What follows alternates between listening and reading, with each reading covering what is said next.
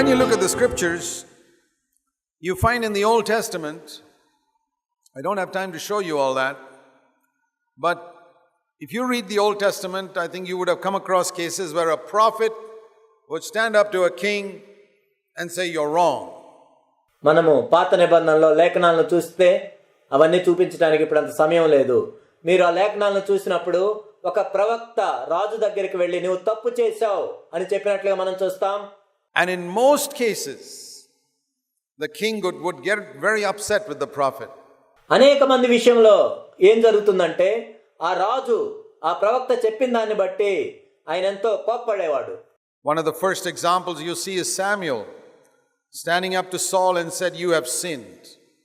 మొదటి ఉదాహరణ మనం చూసినట్లయితే సమూయేలు రాజైన సౌల్ దగ్గర నిలబడి నీవు పాపం చేశావు అని చెప్పాడు. And Saul didn't get very violent with Samuel because Samuel was a very godly man, respected all over Israel, and he just said, "Hey Samuel, let's just keep this quiet. Don't let everybody know about it. Just come along with me and just act as if nothing has happened. Okay, I admit to you that I've sinned." సౌలు సమూయేలు మీద కోపడలేదు, కానీ ఎందుకంటే సమూయేలు ఎంతో గొప్ప ప్రవక్తగా ఉన్నాడు, ఇశ్రాయేల్ అంతటా కూడా ఎంతో పేరు ప్రఖ్యాతులు సంపాదించి ఎంతో గౌరవించబడుతున్నాడు. కాబట్టి సౌలు ఏమన్నాడంటే, లేదు లేదు, ఇది ఎవరికి చెప్పొద్దు, బహిరంగంగా చెప్పొద్దు, ఏమీ జరగనట్లే మనం వెళ్దాం అని అన్నాడు. And Samuel said, "Nothing doing." అప్పుడు సమూయేలు ఏమన్నాడంటే, లేదు, అలా చేసే ప్రసక్తే లేదు. Everybody must know that I don't support what you did. నీవు చేసిన దాన్ని నేను సమర్థించట్లేదని అందరికి తెలియాలి. You know, sometimes we do something wrong, like Saul. You can say it's a small thing. You read 1 Samuel 15. Tell me whether you think it's a big thing. మనం కూడా సౌలు వలె తప్పు చేసినప్పుడు ఏమంటామంటే ఇది చాలా చిన్నదే కదా అని అంటాం. మీరు చూడండి, మొదటి సమూయేలు 15వ అధ్యాయం చదివి చెప్పండి, అది చిన్నదో కాదు. The Lord said, "Kill all the Amalekites and their sheep." దేవుడు ఏం చెప్పాడంటే అమాలేకీయులందరినీ మరియు వారి గొర్రెలన్నిటినీ కూడా చంపమని చెప్పాడు. And Saul killed the bad sheep and kept the good sheep, saying, "Hey, why should we kill the good sheep? Let's offer this as a sacrifice to the Lord." సౌలు ఏం చేశాడంటే బలహీనమైన వాటన్నిటిని చంపివేశాడు, మంచి మంచి వాటినన్నీ ఉంచుకొని ఏం చేశాడంటే ఇవి మనం దేవునికి అర్పిద్దాం అని అనుకున్నాడు. Now you would think, well, boy, what a trivial thing that is. మీరేమంటారంటే ఇది ఎంతో చాలా చిన్నది కదా అని అంటారు. Imagine Samuel making a big fuss over the fact that Saul, with a good motive, kept the good sheep to sacrifice it to the Lord. సౌలు మంచి ఉద్దేశంతో ఈ మంచి వాటిని ఉంచి దేవునికి అర్పిద్దామనే పెట్టాడు కదా, ఎందుకు ఈ సమూయేలు ఈ చిన్నదాన్ని కూడా పెద్ద హంగామా చేసేస్తున్నాడు? I mean, couldn't Samuel give allowance for the fact that Saul had a good motive? సౌలు ఎంతో మంచి ఉద్దేశంతో చేశాడు కదా, సమూయేలు వదిలిపెట్టొచ్చు కదా. This is the reasoning of carnal people. I've heard it in our churches for years. శరీరానుసారులైన వారు వాళ్ళ సొంత తెలివితేటలతో వాళ్ళు చెప్పే మాటలు ఇవి. మన సంఘాల్లో నేను అనేక సంవత్సరాల నుంచి వీటిని వింటూ వస్తున్నాను. Oh brother, think of the motive, that was good. సహోదరుడా, ఆయన మంచి ఉద్దేశంతోనే చేశాడు కదా, ఒకసారి ఆలోచించండి అని చెప్తారు. Exactly, Saul's motive was good. But Samuel was a prophet who knew the mind of God. అక్కడ సౌలు కూడా మంచి ఉద్దేశంతోనే చేశాడు, కానీ సమూయేలు దేవుని యొక్క ప్రవక్తగా ఉన్నాడు, దేవుని యొక్క మనస్సును ఎరిగినవాడు. And he knew what was good for Saul, which carnal people sometimes don't understand. సౌలుకి ఏది మంచిదో ఆయనకు తెలుసు, కొంతమంది శరీరానుసారులకి ఇవి అర్థం కావు. Because carnal people go by human reasoning. ఎందుకంటే శరీరానుసారులు ఎప్పుడు మానవ సంబంధమైన తెలివితేటల మీద ఆధారపడి జీవిస్తుంటారు. They don't know the mind of God. దేవుని యొక్క మనస్సు వాళ్ళకి అర్థం కాదు. And Samuel said, "Nothing doing." సమూయేలు చెప్పాడు, ఈ విషయాన్ని వదిలిపెట్టే ప్రసక్తి లేదు. God has taken away the kingdom from you. దేవుడు రాజ్యాన్ని నీ వద్ద నుండి తొలగించాడు. Boy, what a punishment for the fact that he didn't kill a few sheep. ఏదో కొన్ని గొర్రెలను చంపకుండా ఉంచినందుకు ఇంత గొప్ప శిక్ష. You read some of these stories and try and understand the mind of God. God says, "My ways are not your ways." ఈ సంఘటనలను ఇలాంటివి మీరు కొన్ని చదవండి, అప్పుడు దేవుని యొక్క మనసును మీరు అర్థం చేసుకుంటారు. నా మార్గములు మీ మార్గముల వంటివి కావు. My thoughts are not your thoughts, as the heavens are higher than the earth, so are my ways different from your ways. నా తలంపులు మీ తలంపులు వంటివి కాదు, భూమికి ఆకాశం ఎంత ఎత్తుగా ఉన్నదో నా తలంపులకి మీ తలంపులు అంత వేరే ఉన్నవి, నా మార్గాలకు మీ మార్గాలు అంత వేరే ఉన్నవి. And I want to say to all of you, elder brothers especially, if you don't understand God's ways, you'll never be able to build God's church. ముఖ్యంగా సంఘ పెద్దలకి నేను చెప్తున్నాను, దేవుని యొక్క మార్గాలను మీరు అర్థం చేసుకున్నట్లయితే దేవుని యొక్క సంఘాన్ని మీరు కట్టలేరు. You will use your human reasoning and you'll never act like Samuel. మీ మానవ సంబంధమైన హేతువుని మీరు ఆధారం చేసుకొని మీరు సమూయేలు వలె ఆలోచించలేరు. And you'll just destroy your church. మీ సంఘాన్ని మీరు పాడు చేస్తారు. Be a prophet. Get to know the ways of God and His mind. ప్రవక్త వలె ఉండండి, దేవుని యొక్క మార్గాలను తెలుసుకోండి, ఆయన యొక్క మనసును తెలుసుకోండి. And stand for that and don't seek for popularity. దానికోసం నిలబడండి, పేరు ప్రఖ్యాతుల కోసం చూడొద్దు. And Samuel said, sorry. When Saul says, hey, don't let everybody know about this. Everybody's got to know about it. సౌలు వచ్చి ఎవరికి ఇది చెప్పొద్దు అన్నప్పుడు సమూయేలు ఏమన్నా అంటే అందరికి తెలియాలన్నాడు. I'm not going to come with you. నేను నీతో రాను. And everybody knew. And Saul went and Samuel didn't go with him. అప్పుడు అందరికీ తెలిసింది, సౌలు వెళ్ళాడు గాని సమూయేలు ఆయనతో వెళ్ళలేదు. God had given up on Saul. దేవుడు సౌలుని విడిచిపెట్టాడు. But Saul could have humbled himself. He could have said to the people, folks, I was wrong. కానీ సౌలు తను తాను తగ్గించుకొని ప్రజలతో ఈ విధంగా చెప్పుండొచ్చు, నేను తప్పు చేశాను ప్రజలారా.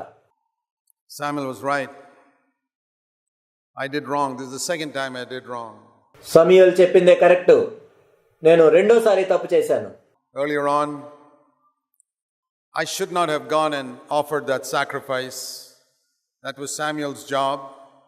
God has only appointed me to be a king. 1 Samuel 13. But I went and offered a sacrifice.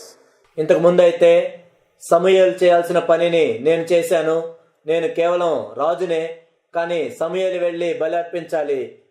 1 సమూయేలు 13లో మనం చూస్తాం. కానీ సమూయేలుకు బదులుగా నేను వెళ్ళి బలి అర్పించాను. You say, what a small thing that is. అది కూడా చిన్న విషయమే కదా అని మీరు అనుకోవచ్చు. Yeah. To human reasoning, a lot of these things are very small. మానవ సంబంధమైన హేతు చేత ఆలోచించినట్లయితే ఇవన్నీ చిన్నవిగానే మనకు కనిపిస్తాయి. But Samuel said, God has rent the kingdom from you. అప్పుడు సమూయేలు చెప్పాడు, దేవుడు నీ యొద్ద నుండి రాజ్యాన్ని తొలగించాడు. You read 1 Samuel chapter 13 and chapter 15 and see whether they were serious sins according to human understanding. 1 సమూయేలు 13వ అధ్యాయం 15వ అధ్యాయం మీరు చదవండి. అవి తీవ్రమైన పాపాలా, ఎలాంటి పాపాలో మీరు చూడండి. మానవ సంబంధమైన హేతుతో ఆలోచిస్తే అవి ఎలా ఉంటాయో చూడండి. And what a severe correction, what a severe punishment he got. He lost the kingship. వాటికి సంబంధించిన శిక్షను మనం చూసినట్లయితే అది ఎంతో తీవ్రంగా ఉంది. తన రాజరికాన్ని ఆయన కోల్పోయాడు. If you don't understand God's ways, you will not be able to build God's church. మీరు దేవుని యొక్క మార్గాలను అర్థం చేసుకున్నట్లయితే దేవుని యొక్క సంఘాన్ని కట్టలేరు. So there were many other kings like that who we read once when King Uzziah did the same mistake that Saul did. అనేక మంది రాజుల విషయంలో మనం చూసినట్లయితే, ముఖ్యంగా ఉజ్జియా విషయంలో చూసినట్లయితే సౌలు వలె ఆయన కూడా అదే తప్పు చేశాడు. Because God had blessed him in one ministry, he moved into another ministry to be a priest. ఉజ్జియాని దేవుడు ఒక పరిచర్యలో దీవించాడు, అయితే యాజకుడు చేయవలసిన పరిచర్యలోనికి ఈయన వెళ్ళాడు. And the priest went in and said, Uzziah, you're a king. You got no business to come here to the temple and offer a sacrifice. And Uzziah got angry. కానీ యాజకుడు వచ్చి, ఉజ్జియా నీవు దేవాలయంలో బలులు అర్పించడానికి వీల్లేదని చెప్పాడు. అప్పుడు ఉజ్జియాకి ఎంతో కోపం వచ్చింది. As he got angry, the leprosy came on his face. ఆయనకు కోపం వచ్చిన వెంటనే తన ముఖం మీద కుష్టు వచ్చింది. And he had to live in as a leper all his days till he died as a leper. ఇంకా తాను బతికిన దినములన్నీ కూడా ఒక కుష్టువాడిగా ఆయన ఊరు విడిచి జీవించవలసి వచ్చింది. ఒక కుష్టువాడిగా ఆయన చనిపోయాడు. There were other prophets whom the kings opposed. Sometimes they would tell, lock up this prophet, put him in the dungeon, etc. అనేక మంది ప్రవక్తలు రాజుకు వ్యతిరేకంగా నిలబడి చెప్పినప్పుడు ఆ ప్రవక్తల్ని చెరసాల్లో వేశారు. But there was one king who listened to the prophet, and you know who that was. కానీ ఒక రాజు ఉన్నాడు, ప్రవక్త చెప్పిన మాటను ఆ రాజు విన్నాడు. మీకు తెలుసు ఎవరు ఆయన? Who was that? David, right. ఎవరైనా? దావీదు. When Nathan said, "You are the man," ఆ మనుష్యుడవు నీవే అని నాతాను చెప్పినప్పుడు David says, "Right, I am the man." అవును నేనే అని దావీదు చెప్పాడు. And I'm not going to, just like Saul, quietly tell you, I'll write a psalm and let the whole of Israel know I'm the man. సౌలు చెప్పినట్లుగా ఎవరికి తెలియకుండా వ్యక్తిగతంగా చెప్తానని నేను అనుకోను. దాని గురించి నేను ఒక కీర్తన రాస్తాను, ఈ ప్రపంచం అంతా తెలుస్తుంది నేనే చేశానని. And he wrote Psalm 51. He says, not only Israel, let the whole world know I did something wrong. ఆ తర్వాత ఆయన 51వ కీర్తన రాశాడు. అది ఇశ్రాయేలుకు మాత్రమే కాదు, ఈ లోకమంతటికీ తెలిసింది, నేను తప్పు చేశాను అని ఆయన రాశాడు. God says, you're a man after my own heart, David. అప్పుడు దేవుడు చెప్పాడు, దావీదు నీవు నా హృదయానుసారుడివి. I will call my son Jesus the son of David. నా కుమారుడైన యేసుని నేను దావీదు కుమారుడు అని పిలుస్తాను. What an honor. What an honor. What was it that God was so delighted in? Many things, but here was one thing. ఎంత గొప్ప ఘనత కదా ఇది, ఎంత గొప్ప ఘనత. దావీదును బట్టి దేవుడు ఎందుకు ఆనందించాడు? అనేక విషయాల్లో ఒక విషయం ఏంటంటే he received correction. దిద్దుబాటును దావీదు స్వీకరించాడు. And he humbled himself. He didn't pretend that everything was all right with him. తను తగ్గించుకున్నాడు, నేను బాగానే ఉన్నానని ఆయన నటించలేదు. He said, let the whole world know I was wrong. నేను తప్పు చేశాను అని ఈ లోకమంతటికి తెలియనివ్వాలి. Dear brothers and sisters, do you want to be men and women after God's own heart? నా ప్రియ సహోదరి సహోదరులారా, మీరు దేవుని యొక్క హృదయానుసారులుగా ఉండాలని కోరుకుంటున్నారా? Are you going to seek the empty honor of men? లేక మనుష్యుల యొద్ద నుండి వచ్చే వ్యర్థమైన ఘనతను మీరు కోరుకుంటున్నారా? Or you say, Lord, I want to please you.